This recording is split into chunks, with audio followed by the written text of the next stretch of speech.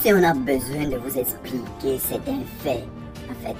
Parce que je ne comprends pas, Michel Loki, elle n'était pas sérieuse. Oui, c'est ça la vérité que je vous cache depuis. Elle n'était pas sérieuse.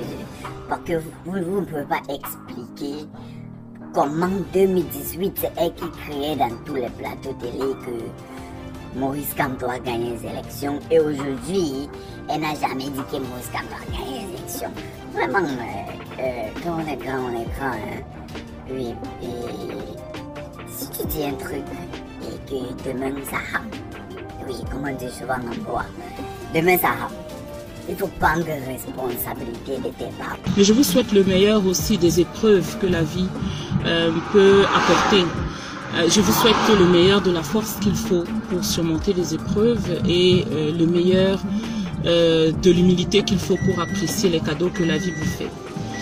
Je vous fais ce petit message aussi aujourd'hui pour vous parler de la position du MRC par rapport aux élections qui arrivent. Vous savez que nous sommes au milieu d'une campagne de boycott.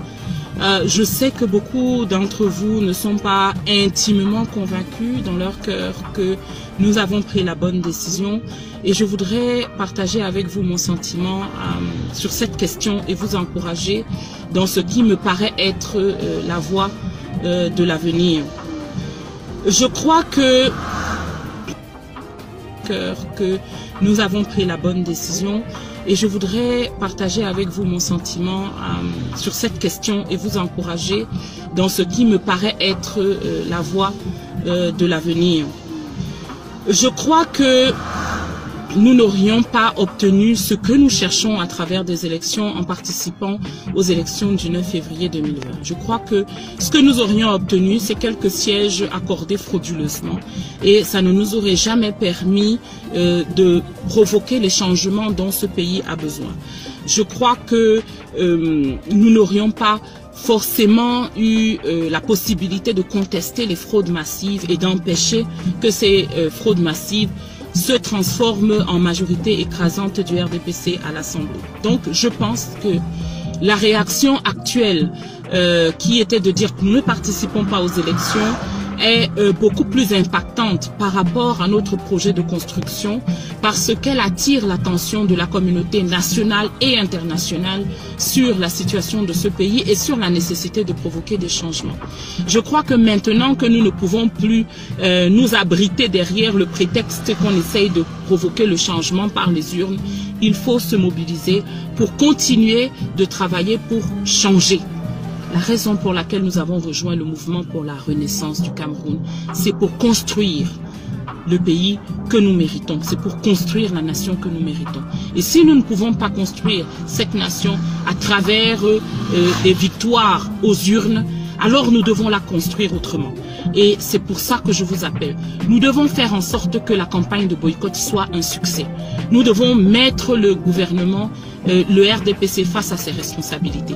Voyons ce qu'ils diront lorsque tout le monde verra que les bureaux de vote étaient déserts, que même pas 1 million de personnes se sont déplacées pour aller voter. Comment ils prétendront encore que nous sommes dans une démocratie? Mais voyons surtout comment nous pouvons les pousser à comprendre que le temps de la dictature, le temps de la gabégie, le temps de la médiocratie est derrière nous et que à partir de 2020, nous nous engageons dans une voie qui est la voie de la renaissance du Cameroun. Voyons comment nous pouvons faire ça. À mon sens, et c'est un appel que je vous lance, cette campagne de boycott est un test. C'est un test pour savoir à quel point nous sommes capables de nous mobiliser derrière une cause commune. Laissons de côté nos dissensions, laissez de côté vos dissensions, vos différends, par rapport à qui a le droit d'être dirigeant d'une commune ou pas, par rapport à qui est là depuis 2013 et qui est là depuis 2019 et qui est un transfuge et qui est un vrai fidèle du MRC. Laissons tout cela de côté parce que c'est avec ces Camerounais-là, c'est avec ces enfants de notre terre, tels qu'ils sont, avec leurs défauts, avec leurs ambitions, avec leurs travers, que nous voulons construire cette nation. Ce n'est pas avec des êtres parfaits, mais c'est possible. C'est possible de construire cette nation avec les Camerounais tels qu'ils sont. Laissons de côté nos dissensions, travaillons sur ce que nous avons en commun. Et ce que nous avons en commun, que nous soyons du nord, du sud, de l'est ou de l'ouest du Cameroun, que nous soyons policiers, médecins, professeurs d'université ou étudiants, c'est le désir profond de voir cette nation changer. Engageons-nous derrière les actions concrètes qui vont faire que cette nation change à travers des victoires aux urnes. Alors nous devons la construire autrement. Et c'est pour ça que je vous appelle. Nous devons faire en sorte que la campagne de boycott soit un succès. Nous devons mettre le gouvernement, le RDPC face à ses responsabilités. Voyons ce qu'ils diront lorsque tout le monde verra que les bureaux de vote étaient déserts, que même pas 1 million de personnes se sont déplacées pour aller voter. Comment ils prétendront encore que nous sommes dans une démocratie? Mais voyons surtout comment nous pouvons les pousser à comprendre que le temps de la dictature, le temps de la gabégie, le temps de la médiocratie est derrière nous. Et que à partir de 2020, nous nous engageons dans une voie qui est la voie de la renaissance du Cameroun. Voyons comment nous pouvons faire ça. À mon sens, et c'est un appel que je vous lance, cette campagne de boycott est un test. C'est un test pour savoir à quel point nous sommes capables de nous mobiliser derrière une cause commune.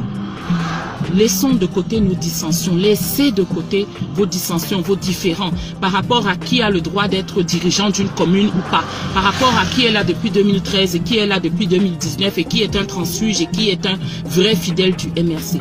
Laissons tout cela de côté parce que c'est avec ces Camerounais-là, c'est avec ces enfants de notre terre, tels qu'ils sont, avec leurs défauts, avec leurs ambitions, avec leurs travers, que nous voulons construire cette nation. Ce n'est pas avec des êtres parfaits, mais c'est possible. C'est possible de construire cette nation avec les Camerounais tels qu'ils sont.